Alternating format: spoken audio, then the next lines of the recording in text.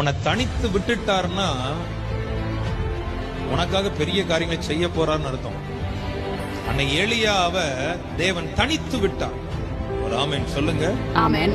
அவன் சொல்றான், நான் மட்டும்தான், நீயும் 450 பேரோடு இருக்கிறாய். தனித்து விட்டார். நீங்க பைபிள நல்லா படிச்சு பாருங்க. ஆபிரகாமை கர்த்தர் தனித்து விட்டார், மோசேயை கர்த்தர் தனித்து விட்டார், யோசேப்பை கர்த்தர் தனித்து விட்டார், யாக்கோபை கர்த்தர் தனித்து விட்டார், தாவீதை கர்த்தர் தனித்து. யாரெல்லாம் தனித்து விட்டாரோ அங்க பெரிய ஸ்பார்க் இருக்கு. சொல்லுங்க. மனுஷ உன்னை விட்டுட்டா, மனுஷி உன்னை விட்டுட்டா நினைக்காத. தனித்து விட்டுட்டாருன்னா தூக்கி வேற லெவல்ல பயன்படுத்த போறார். ஆமென்.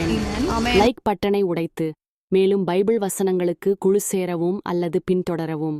இயேசு 2ஆம் வருகை அடுத்த முறை சந்திப்போம். உங்களுடன் அமைதி நிலவட்டும்.